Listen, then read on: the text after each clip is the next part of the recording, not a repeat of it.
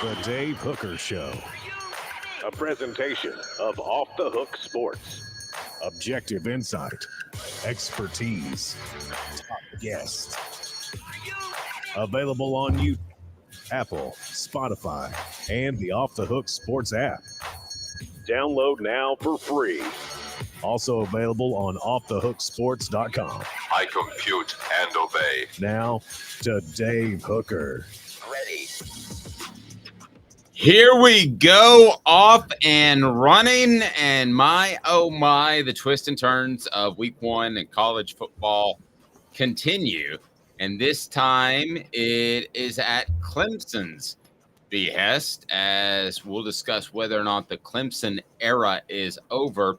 Congratulations to Tyler Barron and Joe Milton as they receive SEC Player of the Week honors. It is a Tuesday. What does that mean? John Adams will join us. You know we love that. And let me go ahead and say, how are you, Caleb Calhoun? I am good. I'm good. Labor Day is over, and I feel like I'm back. Do you ever have a 3-day weekend where it's like you're supposed to be a break, but actually it's kind of stressful because you just don't feel like you're in the routine you need to be in? That's me.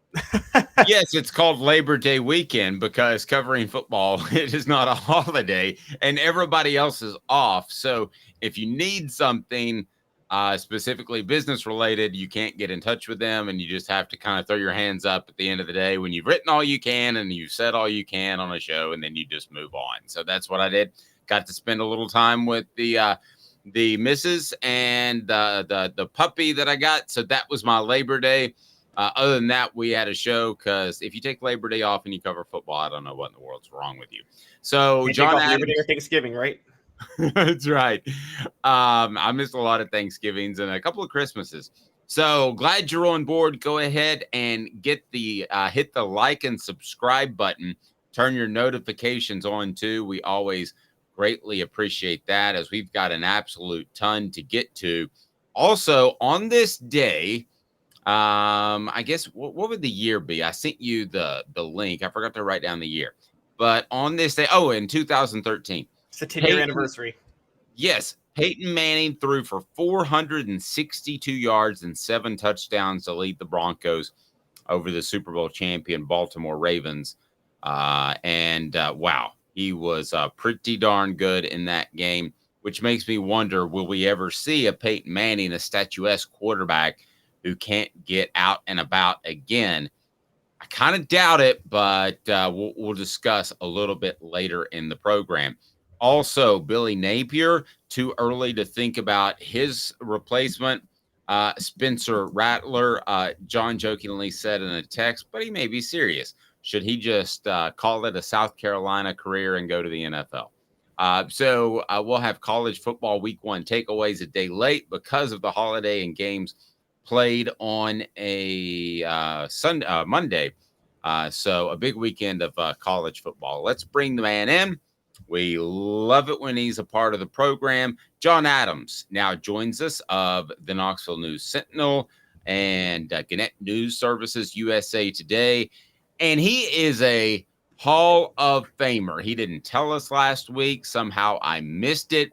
But he went into the Tennessee Sports Hall of Fame. John, congratulations. I will, for now, evermore call you Mr. Hall of Famer. Well, it's actually I'm in 3 Hall of Fames, Dave. I'm sorry. I don't mean to brag. I don't want you to get your facts wrong. Well, would you like to educate me and the listeners as to which Hall of Fames you're in? I don't think they care. I'll send you a text afterward. Do that. All right. So we've got a lot to get to. Let's hit the show off and running. And I'm excited about this one. Caleb threw it out there. And I thought to myself at first, man, I think I know he's right on the front end, but how distant is number 2? It is today's tough question. And it's brought to you by our friends at Zen Sports. Today's tough question is right now. And that would be the intro. Let's play today's tough question. Today's tough question. Take a side. Take a stand. The Dave Hooker Show, a presentation of offthehooksports.com. All right. Including coordinators, I think we could all say, let me get a yes or no answer from you guys. In the SEC East, maybe SEC, but SEC East is what I want to focus on right now. Josh Heupel's the best offensive coach, yes or no, in the SEC East, including coordinators, Sean? Yes. Okay. Caleb? Yes, absolutely. Yeah. Who is the second best offensive coach to Josh Heupel in the SEC East, including coordinators, as we look back over the weekend? And is it even close? John, let me begin with you. The offenses in the SEC just don't look, SEC East don't look fantastic, other than maybe Georgia, just because I think they have better talent than everybody. But your thoughts on the status of offenses in the SEC East? They ain't real good. Aside from South Carolina, which really impressed me against North Carolina, giving up 9 sacks, unable to run the ball, general disarray. And that's why I'm encouraging Spencer Rattler to leave right now. I may start a movement. I'm trying to get in touch with him as we speak. He's got to start going for the NFL and forget playing behind this offensive line. No way he lasts the season as quarterback behind that offensive line. So offensive coordinators, I would probably go with Kentucky's. What's his name? Liam Cohen. Yes. Yeah. Yes. He one of the Cohen brothers. He is. I like their movies. Yeah. I like their movies. And I say that because I didn't watch much of Kentucky. He does have a nice resume. I don't know about Mike Bobo. He's okay. He would probably be next. Nobody in Heupel's class. You got to go to the West to find some offensive coordinators. Well, and I'm going to wait. I forgot Billy Napier. Oh, yeah. Yeah. God forbid we leave him out. Oh, yeah. He's got it all going on there at Florida. Yeah. He doesn't need some first-round draft pick at quarterback to make things happen back there. You weren't at SEC Media Days 2 years ago, but it was constant. He's detail-oriented. For what? I mean, does he have a library and he uses the Dewey Decimal System? Because he's not detail-oriented when it comes to NIL or football. He counts out the pellets he feeds his dog each day. I mean, what? No, I mean, they have 2 number 3s running around on punt coverage. How does that even happen? That was bizarre. And I want to get into that a little bit more. But Caleb, I know that you like the Liam at Kentucky. So is he the second best offensive coach in the SEC East? Yeah, I'm with John. He is, but I'm going to be a little bolder. John, I know you mentioned Mike Bobo. I know about him. He's horrible. He's terrible. And Tennessee fans should celebrate the fact that I think Liam Cohen is the only other offensive coordinator with brain cells in the SEC East right now. You know, I don't like to be critical of hosts when I'm on a show, but Caleb really needs to be more opinionated. I always get the feeling with him that he's holding something back. That's right. Today's tough question is brought to you by. We're going to open it up to the entire SEC next. I would trust Butch Jones coaching offense over Mike Bobo there. Oh man! By the way, you need a timeout, Caleb. Wow, Butch Jones was crying Saturday and throwing his players under the bus. It was the crying game. Yeah, he was crying about his impending decision to throw all of his players under the bus, which he did after the game. Today's tough question brought to you by Zen Sports, the new sports book in Tennessee, revolutionizing the way you earn sports betting rewards. That means no more deposit bonuses that turn into deposit nightmares. On Zen Sports, what you see is what you get. And with their cash rewards program, you get a lot of cash. For a welcome bonus, earn an unlimited 5% cash back on your betting volume for your first 15 days when you sign up with the promo code HOOKED. That's HOOKED. That's right, unlimited 5% cash back. Keep betting, keep earning with up to 3% cash back on your betting volume every month after that. Refer friends to earn a percentage of their betting volume as cash rewards too. Zen Sports bringing the cash back to Tennessee. So if you bet big on sports, you want to be betting on Zen Sports. Zen Sports betting just got better. Use the promo code HOOKED. All right, let me open it up to the entire SEC. Is Josh Heupel still number one, John, as an offensive coach? And if I open it up to the West, who's two? Yeah, Josh Heupel's still number one. I go back to the his first season at Tennessee when he averaged almost 40 points per game with a very limited offensive depth chart. I thought that was amazing what he did with that team. Of course, last year he led the country in scoring and yards per game. Number two, there's some good ones over there. Hugh Freeze is really good, but I got to go with Mr. Personality, Bobby Petrino. I mean, he's not just a highly likable guy. He really knows offense, and he's the quarterback's best friend. A&M looked like a completely different team with him at calling the shots, and so did Connor Wigman, the quarterback. The highlight of the weekend for me was when there was a substitution issue with A&M's offense, and they flashed to Bobby Petrino in the press box, and he leaned so far back in his seat, I thought he was going to fall over, and then he threw his pen behind him. He was that upset, even though the team was ahead 35-7. We talk about Billy Napier with details. Bobby Petrino is really detail-oriented as an offensive coach. You have to do things the right way with him, or he will be in your face, and he likes getting in your face.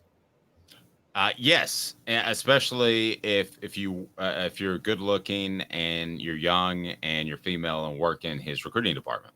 Cheap shot. Cheap shot. Cheap shot. Come on, Dave. Everybody's got some skeletons in their closet. They've got a past. Nobody's and perfect. Some have some interns in their closet. Caleb, I would probably differ with John a little bit. I would go Lane Kiffin if you opened it up as far as second. But I do like what he said about Bobby Petrino, and you and I have talked about him. I think he rights the ship to some degree, and probably is a bad thing for A&M because it keeps Jimbo Fisher around a lot. But who do you think is the second best coach before we get into how far is the drop-off from Josh Heupel as an offensive coach? Well, I mean, I trust Bobby Petrino as an offensive coach, but I got to see him against better competition because I still wonder if the game has somewhat passed him by a little bit. He and Jimbo Fisher both are very much, we don't give the quarterback any leeway. It's our offense and we call the plays for them. Very stuck in almost like a Cam Cameron 2012 way of thinking, I feel like. So I still got to see more from that. John, you mentioned him. I'm kind of where I'm leaning towards Hugh Freeze. I know it's not a popular thing to say. I'm still high on Mike Denbrock, the LSU offensive coordinator, after what happened over the weekend. I think that might have been a little bit of a fluke blip in the radar, but I think it's Mike Denbrock or Hugh Freeze or Lane Kiffin. I think it's one of those three, but I'll probably go Hugh Freeze. Whoa, I can see. Go ahead, John. I just hit Caleb caught me off guard with that one. LSU better get a quarterback who can see the whole field and throw the ball over the middle. Well, they need a receiver who can catch the ball, to be fair. They had how many drops in that game? Yeah, but you watch, I mean, some of those play calls were ridiculous, or either, I mean, they're got 3rd and 22 or whatever, and they're throwing a 10-yard out, which Jaden Daniels is really good on, but I'm off his bandwagon. I say bring on Garrett Nussmeier. Okay, so look. He's a better passer. Yeah, okay, so how far is the drop off? Okay, so if Josh Heupel is a 10, how far is the drop off to whoever you guys think is the next guy? I would go Lane Kiffin, and I would say an 8, for instance. That's me personally. How far is the drop off for you guys in number 2? I think those guys, you've got several really good coordinators in the West, and Coach Brian Kelly's had a pretty good offensive track record. I don't put him in there with those guys, but I guess 8 or 9 would be what I'm saying for those guys. And I think what's impressed me about Petrino the most is probably he's won with a lot of different quarterbacks. And I agree with Caleb that Jimbo Fisher, his offense was good 13 years ago or 10 years ago, but the offenses have passed him by. I don't think they passed Bobby Petrino by. No. Caleb, same question for you, and then I'm going to hone it down back to the SEC East. I'll still go 9 with Hugh Freeze, because as low as I think of Hugh Freeze the person, I will say I can't ignore his track record at Ole Miss. Okay, so I hone it down now to the SEC East. If Josh Heupel is a 10, where's the next guy on a scale of 1 to 10? No matter who you think it is. I would go with Cohen, I guess. I would say maybe a 7. Okay, Caleb? I'm right there with John. Cohen's a 7. The question is, what's the next guy rated in the East after Cohen? And I'm going to go like -17. Yeah, the next guy's a pretty big fall off. And in this day and age of football, wouldn't you rather have a great offensive coach than a great defensive coach? In other words, if you compared Nick Saban's first season at LSU, they had a great defensive coach. Nowadays, I think you want a great offensive coach because some of the changes that they have made. Let's talk a little bit of Florida football, because Tennessee's next significant game will be against the University of Florida, because I think they've got Austin Peay under control. But let's get to it right now. It's what the H? What the? What was he thinking? Release the hounds. The Dave Hooker Show. Keep cool. A presentation of offthehooksports.com. What the H? Today brought to you by Andy Mason, andymasonrealestate.com. So the University of Florida starts the season at a whopping 0-1, and it was a 24-11 loss to Utah that really didn't even feel that close. And it was like they were out physical even in the first quarter against Utah. And I'm not selling Utah short. I liked Utah all of last season. I love what they've done out there. They play a physical style of football that you don't think of when you think of West Coast football. So I do not think this is a bad loss. But the way it looked, that they got out physical, and this is year number 2. Is it too soon? Am I overreacting to say that Florida needs to think about Billy Napier's replacement? Is that too soon? Yeah, it's too soon, because it's going to hire a new AD before it hires the next football coach. Okay, give me a little bit of background on that. And I know it, but for our listeners, they basically hired a sports information director as their athletic director. And there's nothing wrong with sports information directors. Scott, personal biases. Scott Strickland. When's the last time you've been a beat reporter? Boots on the ground, face to face, nose to nose with those cats. Go ahead. Not that my therapist has to hear about that. I didn't realize beat reporters were so courageous. Make them sound like Navy SEAL members. I would go. He hired Dan Mullen, and there's nothing wrong with that hire. It just didn't work out because of his recruiting. But this bit, and then he hired Billy Napier. You can't go from. I think he went from a decent hire to a really questionable hire. And does anybody think Billy Napier will have the success that Dan Mullen did? He did have success before everything just fell off the bat because of his recruiting. But in terms of managing the team, he got Florida in the SEC championship game. I don't see that happening with Billy Napier. But I think you can't. I don't think you start doing that now. He's got a $39 million buyout. But there's a lot of, to me, contradictory stuff going on with him. He's supposed to, as you said earlier, he's supposed to be a detail guy, but then he also wants to be the head coach, the offensive coordinator, call plays, and also be the quarterback's coach. Well, And detail oriented, John. They ran 2 number 3s out on the field at the same time. I've never seen that happen. I know what happened on that. He said, "Get number 33 out there." And so those two guys ran out together, 3 and 3, and it was just a communications breakdown. They were standing together. Yeah, that's the issue. Hey, that's you the guy I two, want, 33. you two are not allowed to stand together on the sidelines anymore. Caleb, I'm going to throw something at you right now, and I'm going to disagree with John. It may be a new athletic director or whatever, but let's face it, there's always boosters that have the power. I'm already thinking Lane Kiffin after this season. Period. End of discussion. Lane Kiffin would win at a high level at the University of Florida. And I can tell you from a very, very, very good source, he wants the heck out of Ole Miss. Well, he also, Lane Kiffin is the type of person who would much rather live in Florida than live in exactly right. That's exactly right. And I texted Lane at one point. I said, "How's your signing day going?" And he was on a boat. And he goes, "My signing day consists of fishing for tarpon." And he shot me a video of that. That was at FAU. So yeah, he would move in a heartbeat. He lobbied for the LSU job before his friend Ed Orgeron was even fired.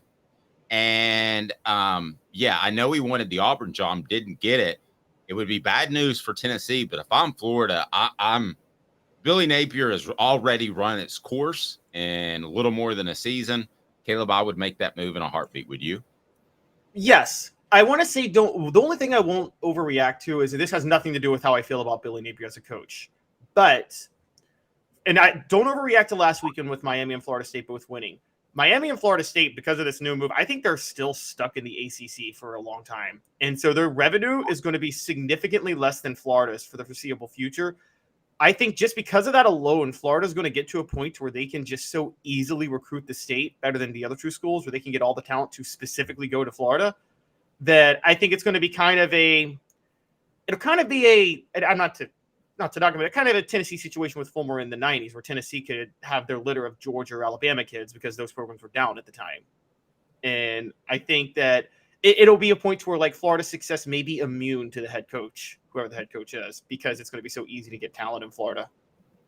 John, let me ask you this, because I thought that Urban Meyer would be and was, except for raising murderers throughout his program and felons. Other than that, he had a lot of success at the University of Florida. I thought that was a really good hire. I actually thought that Dan Mullen would have been a good hire. I thought the MO at the University of Florida would be a Steve Spurrier type. Now, what does that mean? I don't mean they're that innovative as a coach. It means an offensive guy and let the defense fall in place, because you should naturally have enough talent in the area.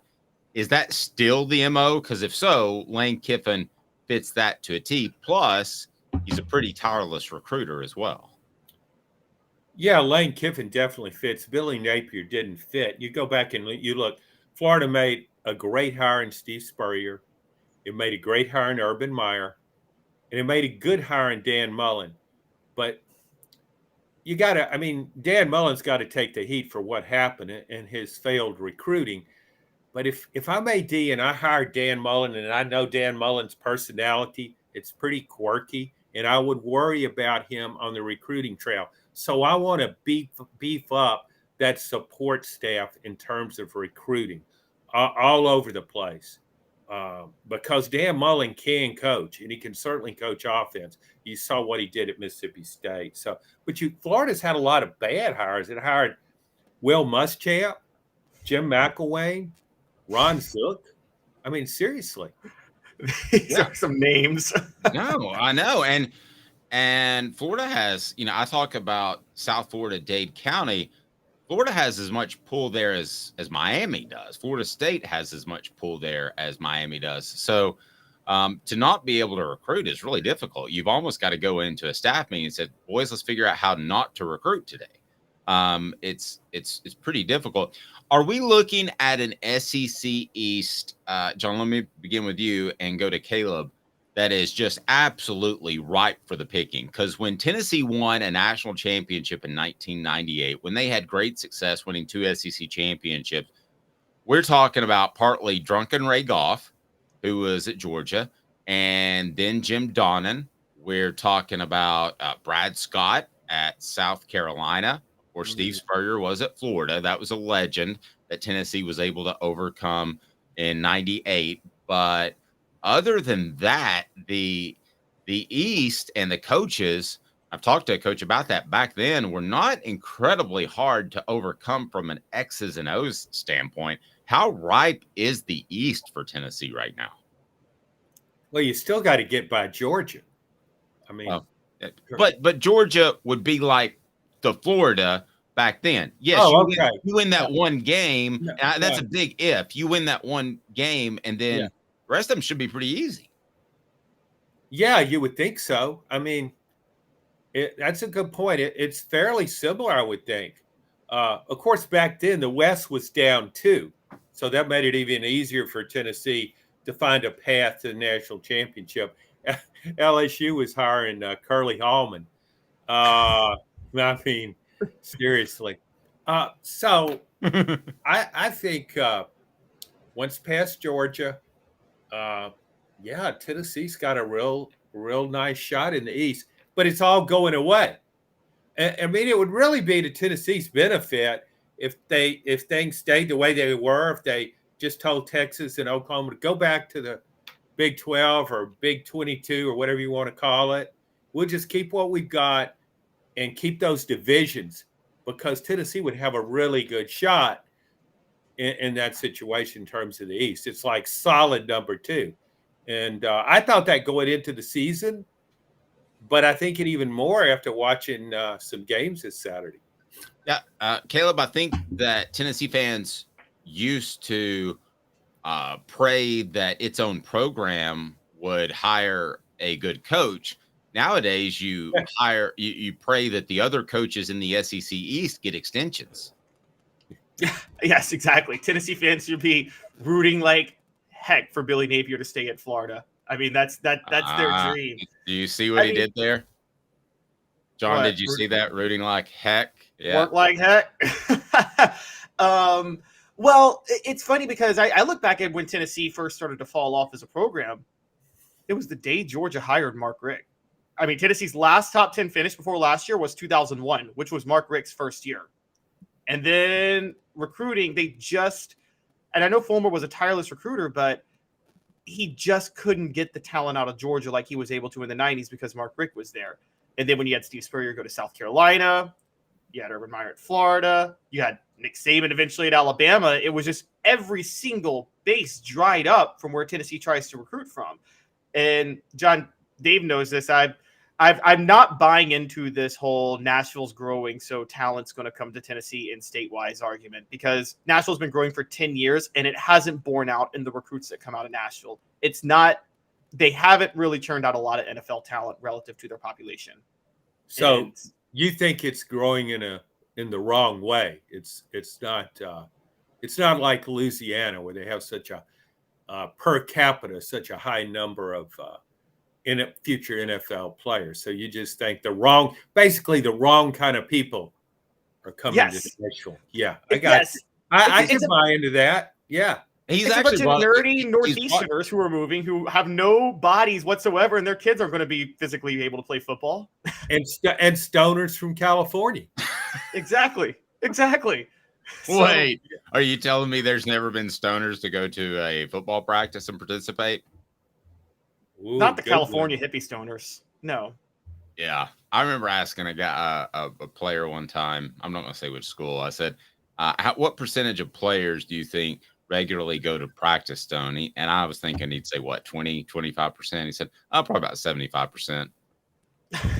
Yeah, but he was probably stoned when he gave that answer. So how credible is it?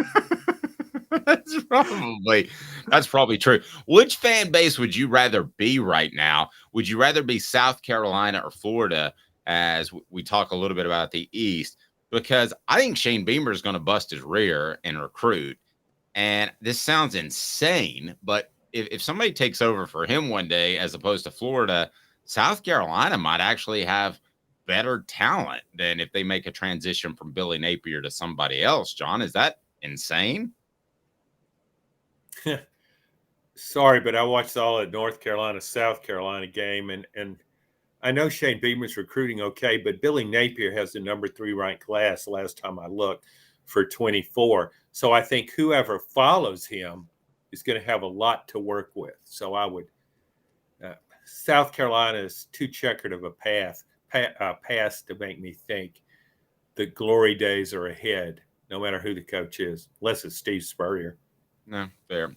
Anthony Richardson last year extended some plays. I don't think any of us thought he was great, but now he's landed a starting job in the NFL, was picked high in the draft.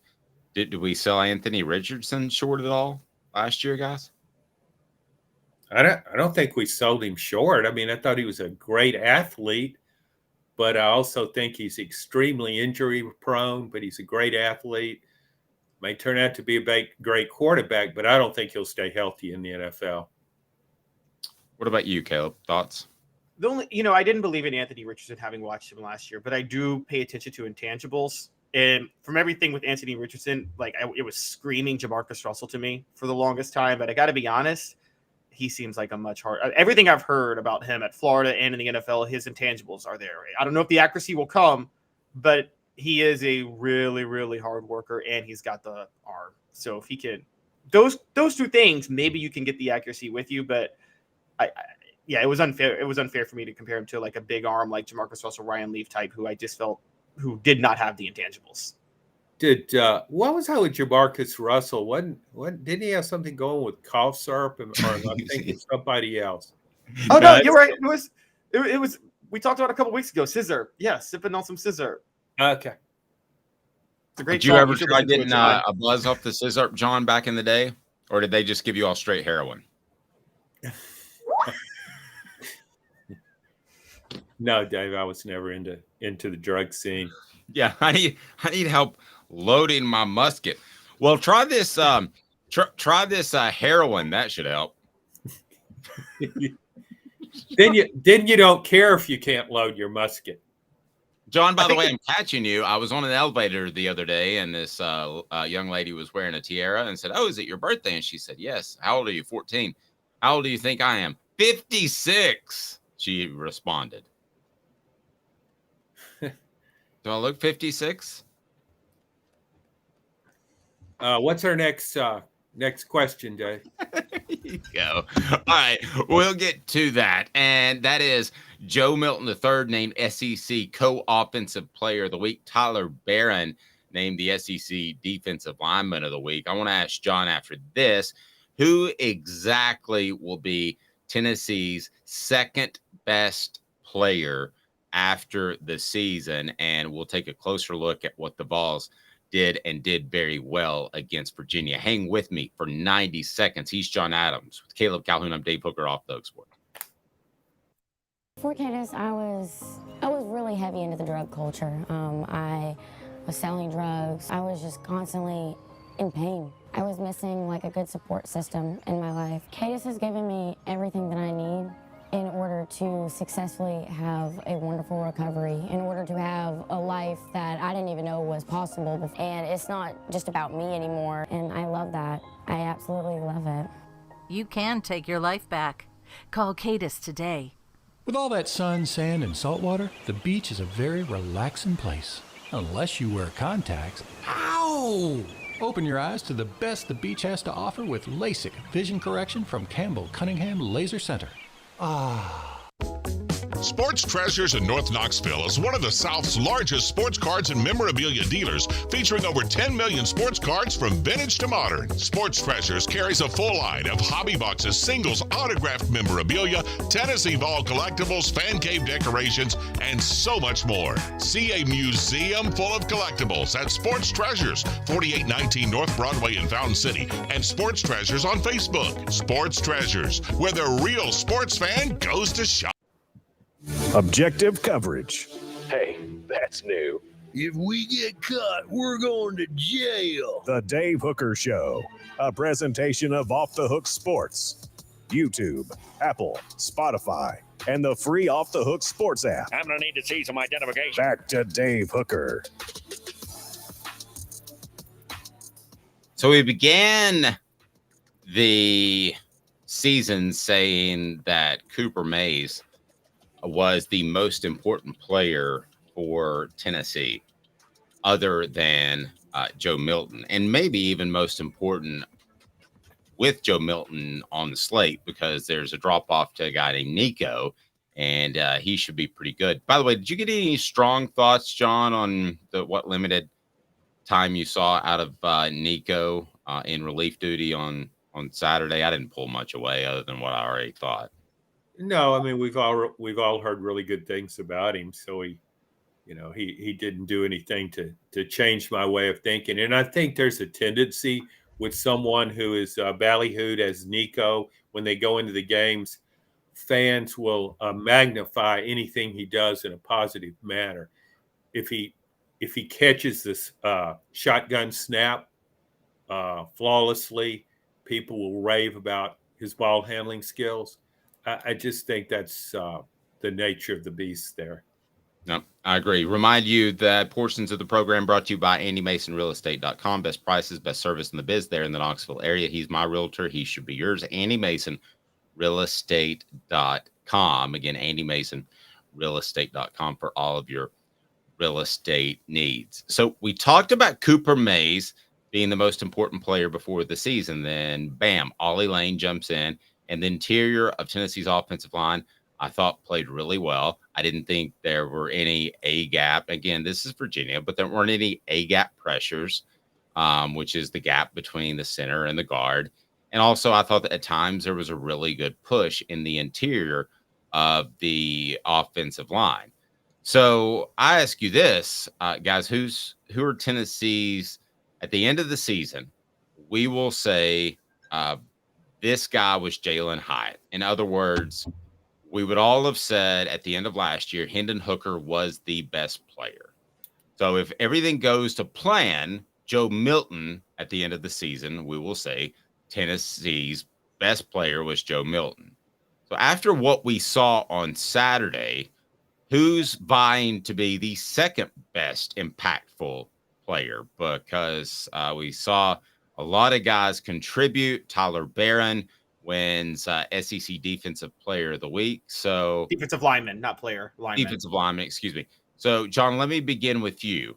Who's in the running to be the second best player of the 2023 season for the Vols when all's said and done?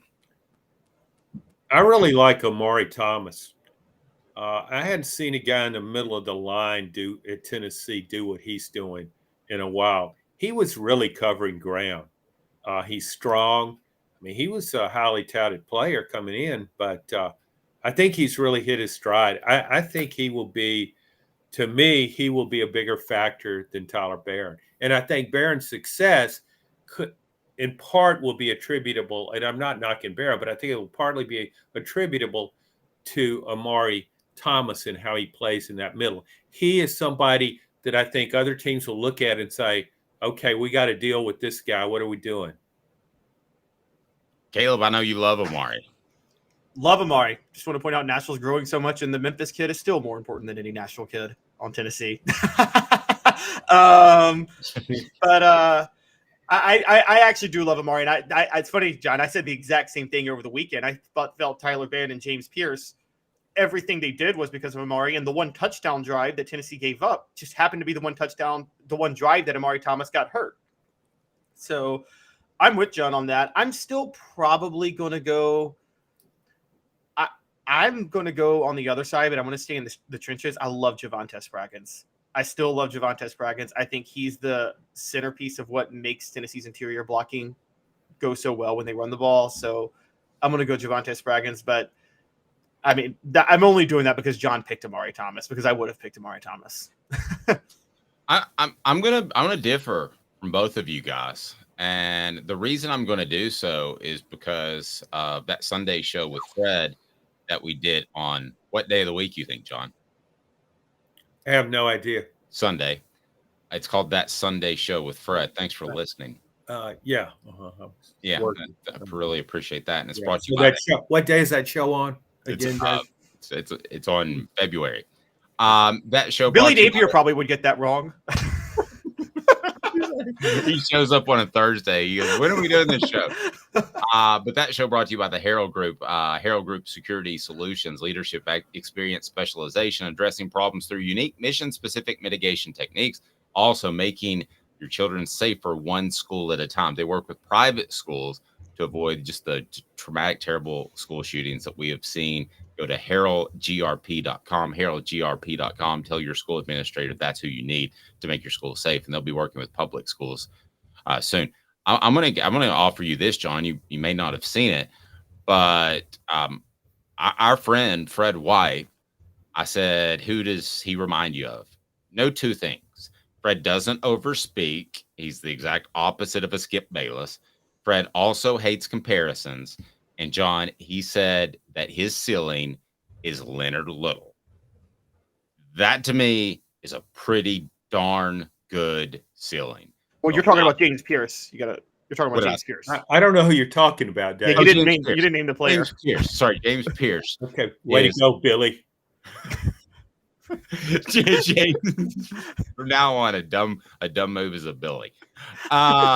Details, Dave. Details. James Pierce, the player I'm talking about, a number 3 on your program now. But James Pierce, I believe, will be the second best player at the end of the season for the Vols. I think it's really good, a good sign for Tennessee when we're talking about all these different defensive players. And I think Aaron Beasley's pretty good. I mean, it's been a while when you had that many defensive players. We're talking about Tyler Barron. We're talking about James Pierce. We're talking about Amari Thomas. Tennessee has some playmakers on defense now. And I don't know if they have any in the secondary yet. It's too early to tell. But I think their job will be made easier because of these guys in the front seven. Yeah, I really like him, and I was absolutely stunned when I heard Fred say Leonard Little. Caleb. He said that on Sunday, right? Just yes. Want to make sure. Okay. Yes. Sunday show on that Thursday show with Fred. Yeah. Yeah, and I'm not. Look, I defer to Fred. I defer to football players in certain things, and so I'll defer to him on saying James Pierce, Leonard Little. I wasn't willing to go there, but I could. That's a bold comparison. Now the question is, will Tim Banks decide? He said that's the ceiling. To be clear, he didn't say he is Leonard Little right now, embodied. So the question is, will Tim Banks have the genius decision that John Chavis had to put James Pierce at middle linebacker instead of defensive end? That was after. You know what that was, John? That was a Billy. Well, it was also a Brian Kelly because that's what he did with Harold Perkins. The guy was the best defensive player in the SEC last year as a freshman. So what does he do? We want to make him a conventional middle linebacker. Learn this system, learn to play middle linebacker. And what did he do against Florida State? He just stood back there, looked around. Every now and then he'd cover receiver. And mostly he spied on Jordan Travis. I don't know what they're thinking. They need to rethink that fast because that guy could do things other people can't do. Leonard Little was an elite pass rusher.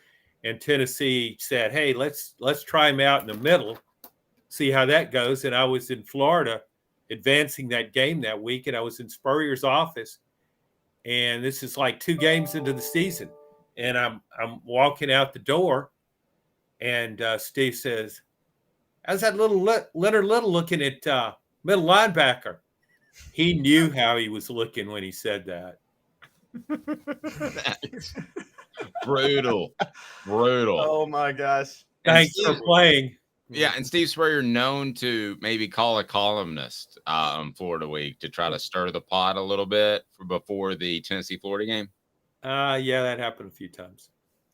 Maybe it did. He also knew he was smarter than everybody in the room in the SEC in the 90s. I feel like he was aware of how much smarter he was than everybody. Totally agree. Let's not lose the forest for the trees here for a moment, because I think the biggest question mark overall was Joe Milton. So, John, what did you think of Joe Milton specifically in the middle of the first half. I don't know if rattled is the right word. That's maybe a little bit too strong. But when Ramel Keaton dropped what would have been an 80-yard touchdown pass, he missed a couple of players. And I think there was even Vol Twitter, as Caleb told me, he was going crazy to get Nico in the game. Yeah. I know. But he righted the ship and played exceptionally well throughout. I also thought they took advantage of some of those over the middle passes that he throws better than Hendon Hooker. What did you think of his performance as a whole? I thought it was good. I thought it was a continuation of how he played against Clemson. He was under control. He didn't turn the ball over. Hit some nice passes. We take it for granted when he completes passes sometimes because he throws the ball so hard. And so he gets the ball in there fast when the receiver is open. He gets it in there on time. You see some quarterbacks who get it there just a hair late, and it enables the defensive back to recover. He's really good about that. And, yeah, I was the same way. But this is how it is with Tennessee's offense. If it goes 3 and out, people go into panic mode. Like they think it's supposed to score a touchdown every possession. And he had a bad sequence there when I thought he made 3 bad passes. But look around the SEC. Look at the other quarterbacks. I watched a lot of football this weekend. Everybody has some bad sequences. And so overall, I thought it was a good showing. Yeah, I'm on board. I think he did a fantastic job. Portions of the program brought to you by Tennessee Cider Company, the original hard cider of the Smoky Mountains. Use the promo code HAT. That's HAT to receive some free swag with your cider order. Available most anywhere in the U.S. Promo code HAT. Go to tncidercompany.com. Get great cider delivered almost anywhere. tncidercompany.com. Yeah, I go from pretty confident to really confident in Joe Milton moving forward. By the same token, this is not on the road against Alabama or playing Georgia at home. Yes, but it was. I mean, look, Tennessee, crazy enough, had the most quality win of any SEC team this past weekend, and Joe Milton should not have had to share SEC Co-Offensive Player of the Week with Jalen Milroe. I'm sorry, but Joe Milton did more against whatever you think of Virginia. They're a better team than MTSU. And so I don't think he should have had to share that. He should have won it by himself. I think the thing that sticks with me is I do think when he really wanted that touchdown to Ramel Keaton. And, John, we talked about this over the weekend. And I think you could tell that it rattled him just a little bit when Keaton dropped it because he really wanted that touchdown back. And that's when the overthrows came, or the missed throws came on the next drive. And I think the thing that really sticks out to me is he did, right after that, settle down. Don't forget, it was their second touchdown drive. I think it was like a 2nd and 22. And he made a perfect pass to Ramel Keaton right at that point. And that easily could have been a time where he could have panicked. Yeah, that was a good throw. And, I'm with you on Jalen Milroe. I think there's so much certainty about Alabama's quarterback situation that when Jalen Milroe went out there and didn't turn the ball over repeatedly as he did last season at times, there was just a rush to judgment about how good he has become. I'm still not sold on Jalen Milroe. I mean, I think he's a terrific runner, but I'm still not sold on his just dropping back there, completing pass after pass. We'll see against better competition. Maybe we'll see this Saturday. John, last thing, you've had a weekend to watch the college football and the SEC. What was your prediction before the season for Tennessee? And would you change it if I gave you a redo after the first weekend? No, and I wrote this. I like Tennessee more. I predicted Tennessee to go 10-2. I look at it maybe still 10-2, but a stronger 10-2. I liked it more after that game. And for the main reason is because of what we have discussed earlier about the defense making plays. Tyler Barrett, Omari Thomas, I just feel the defense just looks stronger, looks quicker. So I would say maybe not any better than 10-2, but it's a stronger 10-2, and I don't see it getting blown out by Georgia. I don't see it getting blown out by anybody. I think he'll be competitive against the very best teams on its schedule. John, great stuff. 3-time Hall of Famer John Adams joins us, and we really appreciate that. Have a great rest of the. Don't laugh, man. That's awesome. If they had a birding Hall of Fame, you'd be a 4-time Hall of Famer. No, I'm a C- birder on my best day. But you are the great birders. The great birders laugh at me. Yeah. You're like a Division II birder. Yeah, he still lost the 1800 election to Thomas Jefferson, though. So, John, have a blessed week. We appreciate it, buddy. Take care, guys. John Adams of the Knoxville News, the Sentinel, and we love his Tuesday visit. It is time for 4 Downs, as we're going to break down what we saw over the weekend in the SEC, and we get to include your thoughts as well. So we want to see them on the message board. And Caleb, if you can monitor the Twitter as well, we would love for you to respond there, and we'll include your comments. And this week, maybe, just maybe, we'll have our text line up. We're excited about that. I keep you up to date. I think technically in the biz, you're not supposed to unveil something until it's ready, but I just tell you about it. And by the way, we'll have a way for you to order the Celebrate 98 book, which I'm not going to lie to you, I'm proud of and excited about. And it's because of Fred White, because of the access he was able to give me. So it's not me. It was a team effort, and I can't thank Fred enough. But that'll be up for you to order. You can order it with Amazon, but if you want to do me a favor, order it on our own site, which should be up today. And basically, you don't give Amazon more money than they deserve. 4 Downs is now. 4 Downs. 4 questions. 4 answers. The Dave Hooker Show. 4 Downs. A presentation of offthehooksports.com. 4 Downs brought to you by our friends at the Hemp House, the premier hemp dispensary online with great variety, great selection, and strict standards to ensure you only receive the best in CBD or Delta products.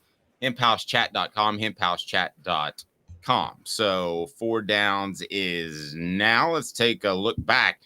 The weekend that was. We usually do this, of course, on a Monday, but with Labor Day, we got some extra football on a Monday night. Cooper Mays, what should people do to follow the program? Cooper Mays here. Hit like and subscribe. Thank you, Coop. And what down? Coop here. First down. Let me ask you this, Caleb. Is the SEC as a whole up or down compared to last year? I think right now you would say, and this isn't just based on this weekend, you would say down just because the quarterback play in the SEC is significantly worse than it was last year. I think it will still right the ship, but I think the SEC does have an issue with quarterback play. And as we talked about with John, with coaching in a lot of places. But if anybody has a reason to celebrate that, it's Tennessee, because you know who doesn't have a problem with quarterback play or coaching? Tennessee. You're right. I mean, Tennessee is absolutely poised. And I was too young to think about this at the time in 94, 95. But with the other coaches and the quarterback play that was to come and a young Peyton Manning, Tennessee's poised to win a championship. I mean, they're poised. Now, I'm not saying they will, and I'm not predicting that, but they're poised to get there and win. And when it comes to preparing in a college football playoff environment, I'll take Josh Heupel over just about any game planner altogether. Travis says the SEC is down. I'm going to agree with you and allow for some more comments to come in. I think it is because strictly quarterback play, but at the same time, down or not, Florida has been down, and I don't know that they upgraded. I didn't think they upgraded with Billy Napier at the time, but I feel like that's been proven through 14 games now of his career at Florida. I thought that Shane Beamer had a great run. Congratulations. But we know why South Carolina lost or beat Tennessee. Okay. That part of that was off-field issues. That wasn't a cut and dry beat you on the field, not taking anything away from them. And then we saw Clemson, which I want to get to. We saw what happened to Clemson over the weekend. I think it's down. And I think that you're going to have to see some special coaches. But listen, there are only so many special coaches, guys. That's the thing you got to remember. There are only so many Josh Heupels out there, Caleb, that I think are special. And I'm not just talking about the offense. I'm talking about the culture. I'm talking about the willingness to give it to Tim Banks and find a complementary defensive coordinator that can come up with a vertical pressure game. Those guys aren't out there. You can't just say, I'm going to go hire this guy because he's that. Now, I think Lane Kiffin is the guy that could take a step up in programs and have success somewhat at that level if he got to the place like Florida. But who else? Who else do you look out there and you say this guy could take that step up, be it a better program, and suddenly we're talking about an elite coach? Anybody on your radar? Not somebody that I wouldn't say is like a CEO, like a Deion Sanders that we talked about. Because like otherwise, like you're right, Lane Kiffin, if Lane Kiffin takes over a program, he's running the offense. We have an offensive coordinator, but Dave, he's running the offense. And then he's going to pull a Josh Heupel. He's going to find the right defensive coordinator. It's kind of the reverse with Nick Saban. I think we all agree, right? Nick Saban, he's running that defense. That's his defense, isn't it? Regardless of who the defensive coordinator is at the time, whether it's Kevin Steele or whatever. And to some extent, other than the Lane era, it was his offense too, because he wanted the offense to complement the defense. Yeah, no, that's actually a great point. He made a lot of hires specifically. Brian Dabble and Mike Locksley stood out the most for that, where that was Saban. And I'll probably repeat myself, Caleb, but I'm telling you, a coach on his staff said he would tear up an offensive game plan on a Thursday night and say, do it again. And that happened. They knew the plays. I'm not saying the players would run different plays, but as far as the approach, philosophically, he would do that with an offense. Okay, what down is it there, Coop? Cooper Mays here. Second down. Oh, yeah.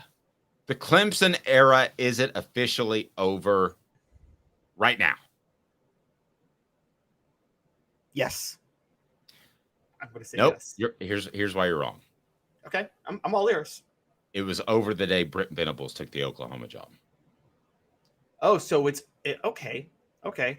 I had a coach tell me that at the time, and I wish I would have said it, but he took half of the game off of Dabo's plate. You don't even have to worry about it. And Steve Spurrier had that guy, I can't remember his name, African-American gentleman who I thought was a great defensive coach, Charlie Strong. I thought Ron Zook hired Charlie Strong. Was Charlie Strong under Steve Spurrier's staff? Check me on that. But he was able to hand over, maybe I've got the names confused, but he was able to when he won the national title, he had Bob Stoops. Stoops, excuse me. I got my names mixed up. So he had Stoops.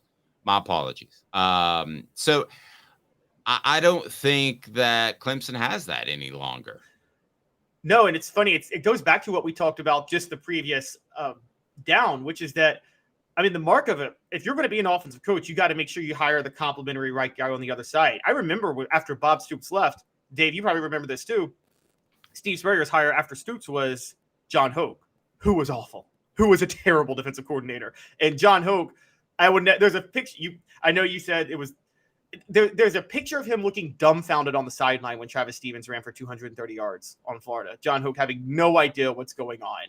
So, yeah, I think that I could see that. I just would have thought Dabo would have made the right hires. Dabo always struck me as kind of the CEO type who made the right hires. I thought Garrett Riley was a good hire. I know you bring up Brent Venables, but, I mean, Cade Klubnik looked as bad last night in the loss to Duke as he did against Tennessee back in the Orange Bowl. That's looking like that wasn't a fluke, how bad Cade Klubnik played. Yeah. Listen, Tennessee was very fortunate that John Chavis was not a people person, and he didn't do great in interviews, and he never got the head coaching job he wanted. They were very fortunate that he was stuck in that position, and he didn't get another gig. Brent Venables must have been better in the interviews. He must have come across better because he got a job like Oklahoma. I'll say this. I mean, that's not a job where you go hire a coordinator. You hire a proven coach. I don't care if it's a thug like Urban Meyer.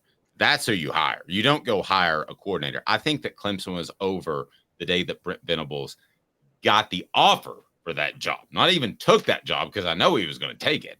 But when he got the offer, I think it was over. What down is it, Coop? Tennessee center Cooper Mays here. Third down. Dion for real, yes or no?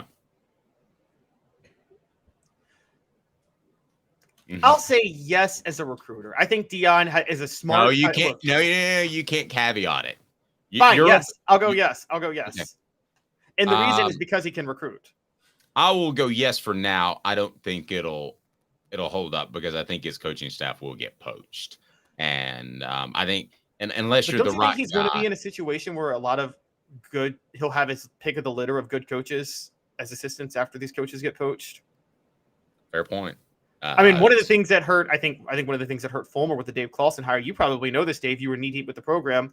You're right. He could have hired Gus Malzahn, but it probably was harder to have his pick of the litter because there were talks that he was on his last leg at Tennessee. And I think a lot of assistants may have been like, I'm going to steer clear of that. Yep. Good stuff. I think he's for real for now. I want to see what happens when he doesn't have his son was special. I knew that going in, and his son was a special quarterback. I didn't think he'd be that good in game one. So remember that he has a year left, and then he could go to the NFL. Maybe he stays with NIL money. Who knows? But and remember this too, that Colorado is probably going to be a glass ceiling in terms of talent and in terms of exposure. I mean, the SEC and the Big Ten, I think, are going to continue to grow in the exposure that they get. Fourth Down brought to you by Rick Terry Jewelry Designs. They want to be your jeweler looking for affordable game day jewelry. How about the Fire Opals? Those are a Tennessee tradition. Go to rickterryjewelry.com. That's rickterryjewelry.com. What down is it, Coop? All SEC center Cooper Mays here. Fourth down. All right, so I just want to ask you. I want the Caleb call for fourth down. What was your biggest takeaway about only one team from the weekend? Mine was Colorado and what they did. I did not think that they would be good in their first game. I did think Deion would have success at Colorado. So what about you? Your one biggest takeaway? My biggest takeaway about one team is Georgia. They got an issue. They got an issue because of Mike Bobo. Their quarterback situation is not good with Carson Beck. And I think we talk about the SEC being ripe for the taking with the exception of Georgia. Dave, I don't know if Georgia's an exception this year. That's crazy to say, I know. But I don't know if Georgia's an exception. I think they might be down with the rest of the SEC in offense. And a lot of people are going to start celebrating Stetson Bennett after this year. Yeah. I think Stetson Bennett as a leader, as a fourth quarter playmaker was undervalued last year. And we got a lot of Georgia fans that thought I was stupid. You were stupid. I did some Georgia shows that I didn't think Mike Bobo was a great hire. And I think you've got Alabama and Georgia in Nick Saban and Kirby Smart that are going to run more pro style ball control sets. Not really pro style. I don't want to say it like that, but ball control sets. Does that make better sense? I mean, not flinging it all over the place, but I just don't see that that's going to be the long-term answer for winning in college football. And I think the long-term answer is, quite frankly, what Josh Heupel's doing. I don't think this is a flash in the pan. You could have argued that last year was a flash in the pan, but that would be another big takeaway. The way Tennessee played, the culture's still there. The defense is better. Joe Milton lived up to the hype. He's not going to play perfectly all year, but that's another big time takeaway. Wow. Somebody else arrested at the University of Georgia. Unbelievable as these traffic issues continue to happen. We will get to that in a moment. Anything else you want to get to as far as four downs? We might need a fit down like the old Colorado game, but anything else you want to touch base on before we get to another Georgia staffer? Breaking news today that Georgia had another player arrested for a traffic incident. Anything else you want to hit on in four downs? I'll give you 5, 6, 7 downs. Yeah, a few things. One, I said last week, college football's cheating the fans with these bad slated games. They're also cheating the fans with running the clock. You would think that if the running the clock on the first down, the time of the game would be like the NFL. The length of the game was the exact same. They just ran more ads. So fans are being cheated with fewer plays and just as long. Pac-12, 13-0 right now. No Pac-12 team has lost. They're 2-0 versus the Power 5. Not bad for a folding conference. That's insane. Yeah, it is. I'm not going to overreact to the Florida State statement win. I think that game just got out of hand too quickly in the fourth quarter. I still don't think Florida State is good. And look out, along with Georgia, Ohio State has a quarterback issue too. That Kyle McCord, I might be calling for Ryan Day to be fired. Listen, I thought that Tennessee would be in a position to make a run for a national championship. And I don't want to overstate this, and I don't want to get people too excited because it's one game. I thought they would be in a position to make a run at a national championship in 2024. My question would be a rebuilt offensive line. But what did I see on Saturday? I saw some depth in being able to bring in an Ollie Lane, the Andre Keurig cat. I see the fact that they're building depth there. So without Cooper Mays, they still look good. I saw a defense that's improving and seems to have a real plan. And then all the things that you mentioned as a backdrop, Tennessee be in the national championship game this year. I'm not ruling that out. I'm not, because a lot of good programs are down. That other Georgia staffer that was arrested in 2 minutes. Hang tight, he's Caleb Calhoun. I'm Dave Hooker, off the Hook Sports.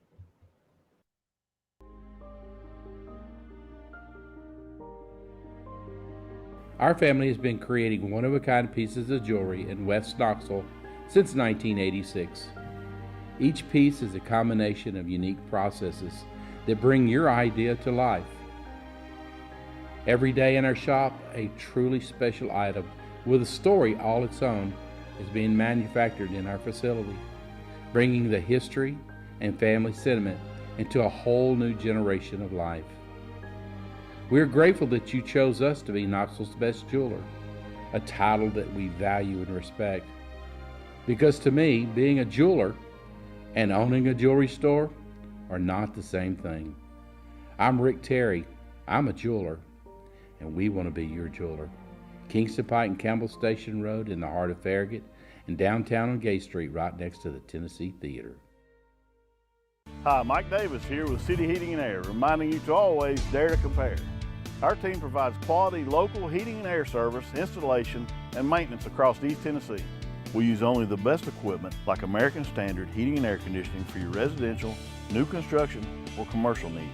Honesty, dependability, and customer satisfaction have been the cornerstones of our business since 1961. City Heat and Air. Dare to compare. These mountains hold and defend a spirit far better than moonshine. A drink that holds flavor, that becomes necessity. A hard cider made and relished by folk who are as hearty as they are legend.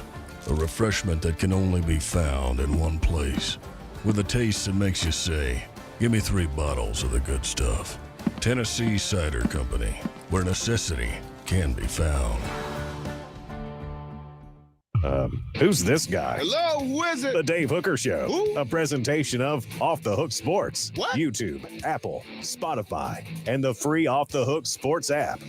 Back to Dave Hooker.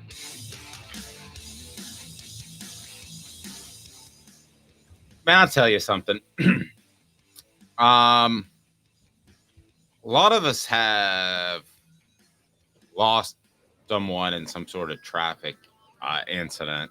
And I talked to somebody at the SEC during SEC Media Days, and they said, you know, if you went through and looked at the arrest records in or traffic records of arrest in Knoxville or not Athens, in Columbia or Baton Rouge, you would find that there are as many players and staffers involved with traffic incidents as other places like Athens, Georgia. But I'm having a lot of trouble believing that, and this person may have had a bit of a, agenda to drive in there. So you have another Georgia staffer arrested. That culture does not seem to be going well at all. And then we're going to talk about some Peyton Manning here in a second. But let me start with the Georgia staffer, Jarvis Jones, arrested. What can you tell us about that arrest? As for Kirby Smart, he put the labor in a Labor Day weekend because it was something else that Kirby Smart had to worry about and work upon. Yeah, so Jarvis Jones is Georgia's player connection coordinator. Never heard of that title in my life. It seems like a ceremonial job they gave him since he played at Georgia back in the 2010s. Okay, but you know what that is, though? That sounds to me like that's the kind of molding of guys. They called it the VFL coordinator, which is the last guy that should be getting in trouble. It's the last guy that should be getting in trouble. Yes, like a team chaplain. Like if your team chaplain gets arrested for prostitution, you're like, oh, that's not good. All right. Or if you're a church pastor, which I've covered a lot of those scandals in my life. Yes. I watched the Jerry Falwell documentary recently, but go ahead. So this guy gets arrested for what? So he was arrested on charges of reckless driving and speeding less than 24 hours before their season opener, released on $2,400 bond. Smart said there will be internal discipline. Although I'm with Dave, I don't know how you can do internal discipline for somebody whose whole responsibility is helping players with character development. I mean, who's going to take him seriously now? And for those who don't remember, Jarvis Jones played 4 years in the NFL with the Steelers. He was a two-time All-American. He was actually one of the players that transferred from USC after the whole Lane Kiffin probation news hit. He transferred to Georgia the same year Malik Jackson transferred to Tennessee. That happened. And so, yeah, he's an outside linebacker, former outside linebacker. It's just one of many situations with Georgia where players are getting in trouble, particularly with traffic incidents. It sounds like it was on a Friday night. So speeding, misdemeanor charges of reckless driving and speeding maximum limits. Okay, so here's my issue with this whole thing is this is something very serious. This isn't, yes, and you're right, Robert, he should be fired immediately. With the issues they've had, sorry, Jarvis, it's not your fault they've had issues before you, but if there hasn't been a clear declaration of this will not be allowed any longer, then this is it. Fire Jarvis Jones. And then the rest of the players should take note. But listen, when Alabama built what they built, they had a lot of five-star guys with a lot of confidence, borderline cockiness. And they avoided these issues for the most part. I'm sure they had issues where players were suspended and all that. But when you get a bunch of those guys in the locker room, they're thinking about the NFL, and you don't have them in the same culture in terms of off the field, it will erode at your success eventually. It happened at Tennessee and Philip Fulmer's later years. So how big of an issue is this? Somebody at the SEC tried to tell me it's not that big of an issue. I think this is a monster issue. I think the fact that you would have, this is the third time we've had this conversation in the offseason that how could you go out and do this after the history they've had? And we could almost replay the last guy that got arrested, be it a player or a staffer. So there's been 3, like since February or March, and you already had the backdrop of this is an issue. So dog's too proud, Robert, maybe. Do you think you can get away with anything? This is not smoking weed in your dorm room. This is a different level. This is the level I think of, domestic violence, or, when you get into extreme speeding or you get to drunken driving, you could hurt somebody else. Okay. And I'm a guy who has 2 kids on college campuses. Okay. That should be a safe place. And I don't think Georgia's football program is making it a safe place. I think this is a big, big time problem. And if I'm Greg Sankey, I'm getting involved behind the scenes. But if it happens again, I'm getting involved and out in front of it publicly. This is bad, and it's not being addressed. Do it once, twice, even 3 times, because that's been the habit of, hey, what do you do on a Friday night? We go out and drag race, which I'm told is big in the Athens and northwest Atlanta area, northeast Atlanta area. But no, this is continuing to happen. They're not listening to him. It's falling on deaf ears. That is the issue, Caleb.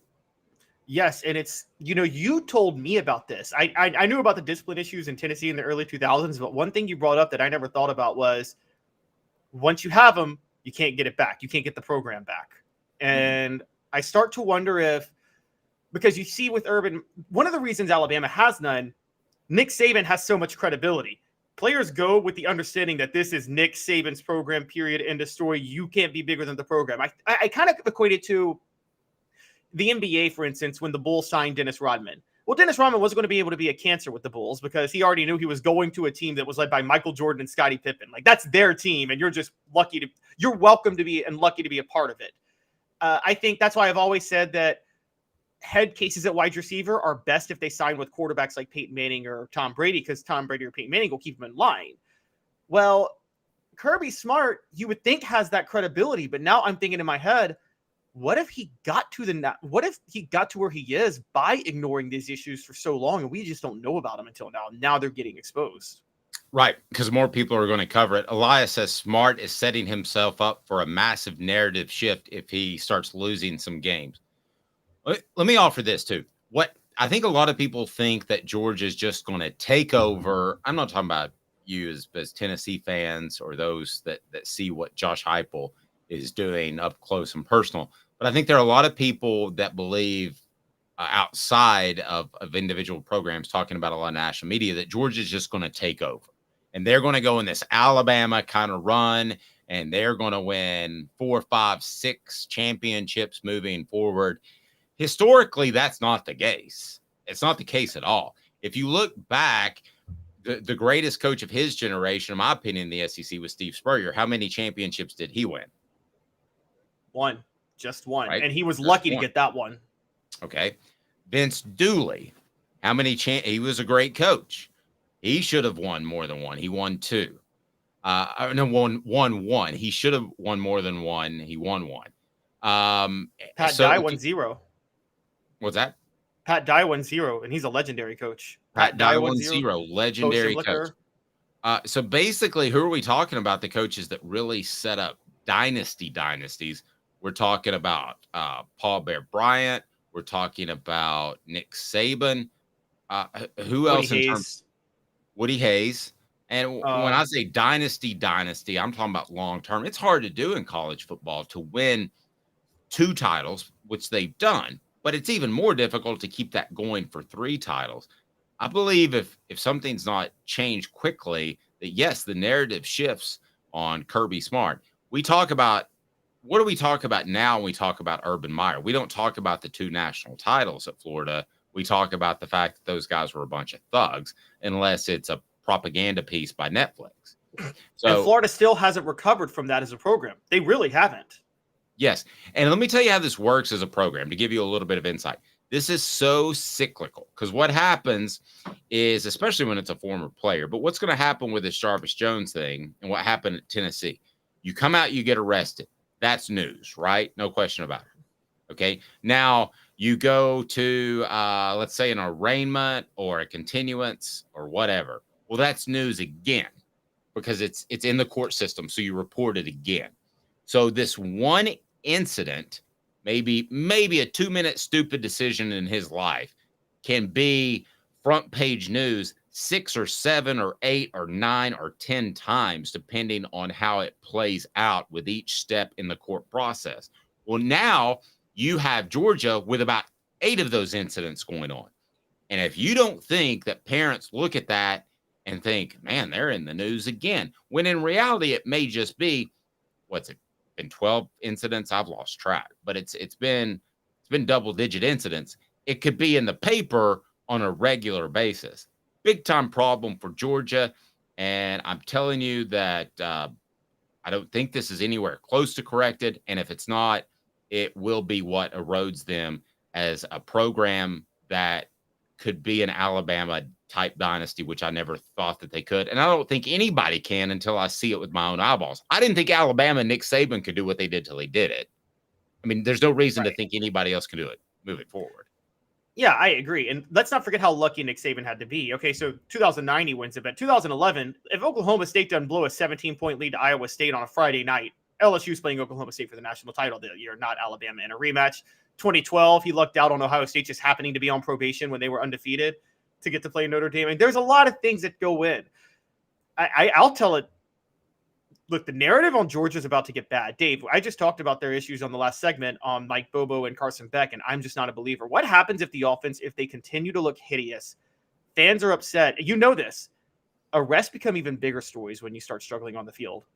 that people start talking about them a lot more. 2005 Tennessee, that all season, that's when the Fulmer Cup was created because there were like 21 arrests. I heard a lot more about those arrests after the 2005 season than I did before the 2005 season. Yep. And the media by nature, the national media starts poking around when you're a bigger story because Georgia is going to get more clicks or views or reads if you want to go back to the 90s. And they're the national champion 2 times. So more people are going to be digging around into those things. And nowadays with social media, it goes viral. The only program I can think of that had elite success for a long amount of time, and there were a lot of not great dudes on that team, is Miami. And why is that? It's because Miami's local media was more concerned about covering the Dolphins. Miami's college football program, even when they were great, they were second to the Miami Dolphins as far as interest. I mean, if you've ever been in South Florida, that's apparently obvious. And they ran a bad boy Pistons thing. We're like, yeah, we're thugs, and the rest of the college football world hates us. So we're going to take the college football world by firestorm and just piss everybody off. And that kind of made them marketable to the rest of the South Beach recruits. Well, they appreciated it at that time. And, you know, it wasn't alcohol. The drug of choice was cocaine. So it fit right in. And I don't think anybody had a problem with people getting wild and on a football team. And I remember Ed Orgeron saying everybody celebrated Warren Sapp on Saturday, but nobody wanted to go get the M16 out of his dorm room on Monday. And he was serious. He said that to the Knoxville quarterback club. So it just kind of fit the tone of South Florida at the time. So on this day, in 2013, September the 5th, 2013, Peyton Manning threw for 462 yards and a whopping 7 touchdowns to lead the Broncos over the defending Super Bowl champion Baltimore Ravens. And they were able to win that game with a pocket passer that absolutely was one of the best at the game. My question for you, are the days of Peyton Manning over? Do you have to have some sort of running ability to have success at a high level playing quarterback in football nowadays? No, there will always be room for drop back passers. If it wasn't for the titles alone, we might be talking about Joe Burrow being a better quarterback than Patrick Mahomes right now. Joe Burrow would have he's very close to maybe being the best quarterback in the NFL, Joe Burrow. I will say this, the days of a mediocre pocket passer is over. So you can't be mediocre in the NFL as a pocket passer. You have to be elite. But yes, you can be elite as a pocket passer. Joe Burrow, Matthew Stafford's 2 years removed from a Super Bowl. Jared Goff is going to start for the Lions this year, even though I think Hendon Hooker might get that job later down the road. I think there's a lot. I think pocket passers are still a thing in college, in the NFL. As long as they're elite, as long as they're great with their decision making, yes, you can still be a pocket passer and work out. Okay, so if Peyton Manning came out in last year's NFL draft, would he go number 1? If he had the exact same type of season he had in 97? Yes. No, because you're kind of proving the reason my point. is like Joe Burrow went number 1 because Joe Burrow threw 60 touchdowns. Peyton Manning threw 37 in 97. So but as a player, though, I'm talking about, you have to break him down as a player. I mean, this is a different day and age of football, but just as a player, what he was able to do, his accuracy, would he have been the first pick in the draft? Well, then, yeah, I'll still say first pick, particularly when he kills it in the interviews. I mean, look, we know this. Look, I've talked to Fred. I know people are unfair with revisionist history with how they treat Ryan Leaf, and I totally understand that. But I do know it's not a lie that there were some intangible concerns over whether or not to draft Peyton Manning or Ryan Leaf. And intangibles was a big reason, I think, that Peyton Manning ended up being the most valued prospect of the two in the draft. And you know Peyton Manning's going to knock it out of the park. And I just want to point this out. For those who don't know, yes, Peyton Manning was flat-footed, but he had a 4.88 40 time. Well, Patrick Mahomes runs a 4.8 40, and he's the best quarterback in the NFL. That's not that much faster. And so, yeah. And to clarify, I don't think flat-footed. I thought he had good feet in the pocket. Now, he couldn't run. So those to me are I don't think he would. I think he would have gone number 2 to Bryce Young because of the mobility. I think the mobility would have outweighed everything else. There's the size factor, though. Peyton's There is the 6'5", size Bryce factor. Young is 5'10". But there was also with Leaf, there was that he was even more of a statuesque type of pocket passer, that he had heavy feet. I mean, he could run. I thought he was kind of considered a John Elway type. He wasn't. No, I was barely. Yeah, not to that extent. I mean, he would break tackles and he wasn't afraid to run, and it made for some cool highlights. And he was probably more athletic than Peyton. But I think Bryce Young in today's football would have gone 1, and Peyton Manning would have been 2. Even okay, with but who would you bet on right now? And I have a lot of respect for Bryce Young, but Peyton Manning coming into today's NFL or Bryce Young, who are you going to bet on, Dave? I would bet on Peyton Manning because of the size issue. I think that Bryce Young will be incredible as long as he's healthy, but I don't think he'll stay healthy for 12, 14, 16 years. Yeah, that's a fair point. Basically, with Bryce Young, you can't use that mobility in the NFL. He's going to have to learn to be a Drew Brees pretty much, because the mobility will kill him, honestly, if he uses it too much. If he's 2 inches taller, 20 pounds heavier, I don't think we're having this conversation. I think he's, as a prospect coming out of school, I think he definitely goes over Peyton Manning. But that's how much I think of Bryce Young. It's not a knock on Peyton Manning. So you're telling me that as far as the pure pocket passers, like Peyton Manning, like Dan Marino, Tom Brady, you're telling me that there's still a home for them as long as they're elite? Yes, as long as they're elite, there's still a home for them. And Joe Burrow is elite. I don't think Trevor Lawrence is that great of a runner. He's elite.